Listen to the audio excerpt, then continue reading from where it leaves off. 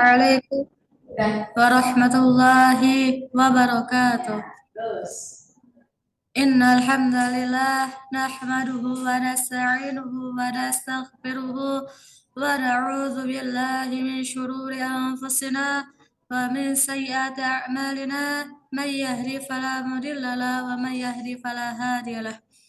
Asyhadu an la ilaha illallah wa asyhadu anna Muhammadan abduhu wa rasuluh la nabiyya ba'dah. Kaifa halukum? Gimana kabar teman semua? Sehat?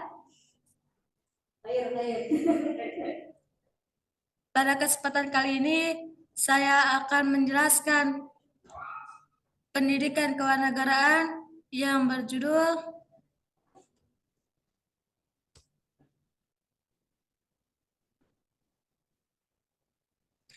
Bagaimana hakikat pendidikan kewarganegaraan dalam mengembangkan kemampuan utuh, sarjana, atau profesional. Baiklah, sebelum kita memulai, hayya nabda'u bi qiraatil basmalah. Bismillahirrahmanirrahim. Yang A. Menelusuri konsep dan urgensi pendidikan kewarganegaraan dalam pencerdasan kehidupan bangsa. Dalam Undang-Undang Republik Indonesia Nomor 12 Tahun 2012 tentang Pendidikan Tinggi, program sarjana merupakan jenjang pendidikan akademik bagi lulusan pendidikan menengah atau sederajat sehingga mampu mengamalkan ilmu pengetahuan dan teknologi. Melalui penalaran ilmiah, lulusan program sarjana diharapkan untuk menjadi intelektual atau ilmuwan yang berbudaya, mampu memasuki dan menciptakan lapangan kerja, serta mampu mengembangkan diri menjadi profesional. Dalam Undang-Undang Republik Indonesia Nomor 14 Tahun 2005 tentang guru dan dosen dikemukakan bahwa profesional adalah pekerjaan atau kegiatan yang dapat menjadi sumber penghasilan, perlu keahlian, kemahiran, kecakapan, memiliki standar mutu, ada norma, dan diperoleh melalui pendidikan profesi di Indonesia. Istilah warga negara adalah terjemahan dari istilah bahasa Belanda atau Staatsburger. Selain istilah Staatsburger, dalam bahasa Belanda dikenal pula istilah Onderdan. Menurut Sweto Prawiro 1996, istilah Onderdan tidak sama dengan warga negara, melainkan bersifat semi warga negara atau kaula negara. Bagaimana konsep PPKN secara etimologis? Untuk mengerti konsep PKN, Anda dapat menganalisis secara kata per kata. PKN dibentuk oleh dua kata, ialah kata pendidikan dan kata kewarganegaraan. Untuk mengerti istilah pendidikan, Anda dapat melihat Kamus Umum Bahasa Indonesia atau KUBI.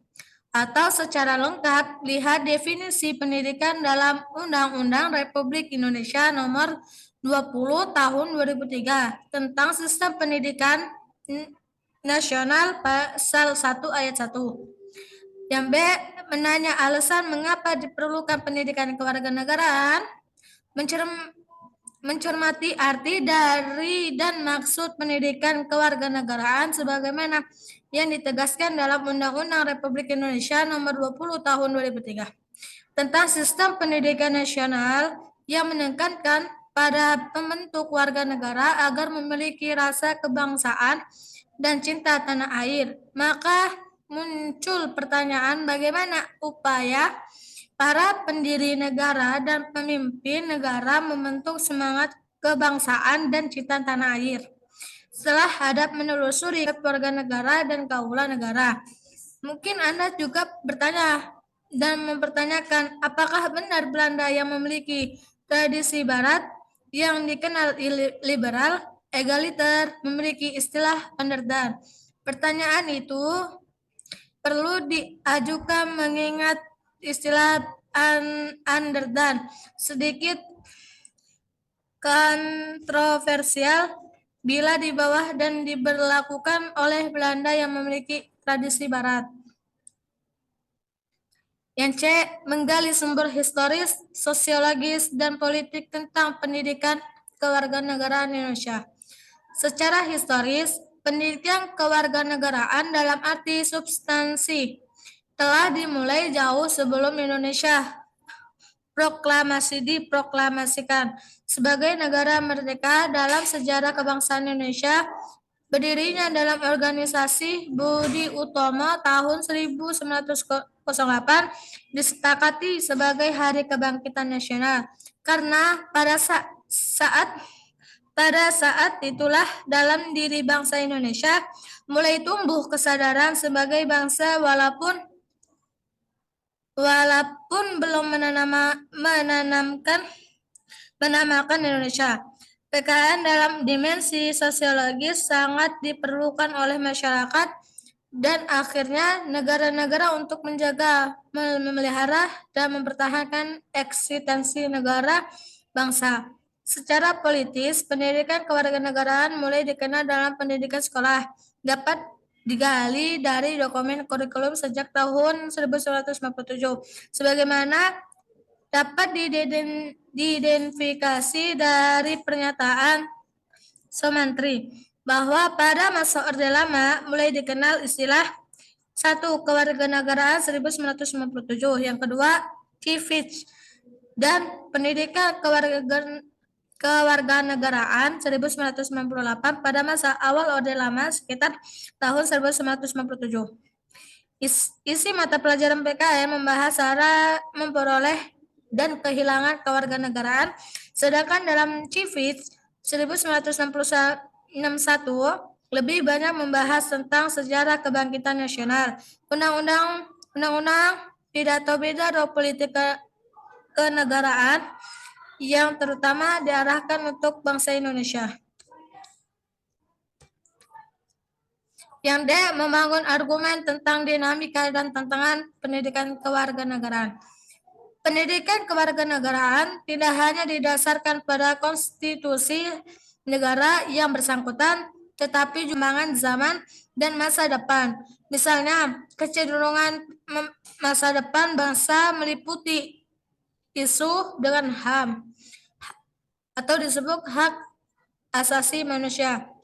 Pelaksanaan demokrasi dan lingkungan hidup sebagai warga negara muda, mahasiswa perlu memahami, memiliki kesadaran dan partisipatif terhadap gejala demikian apa saja dinamika perubahan dalam kehidupan masyarakat, baik berupa tuntutan maupun kebutuhan.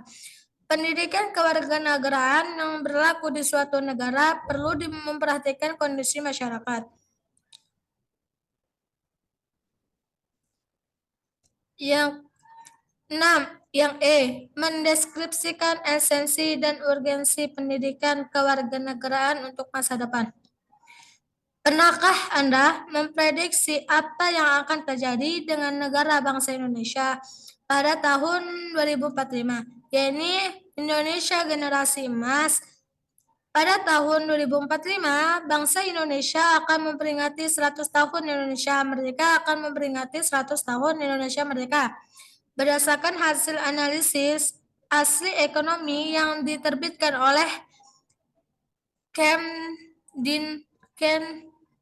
Kemdikbud 2013, bangsa Indonesia akan mendapat bonus demografi sebagai modal Indonesia pada tahun 2045.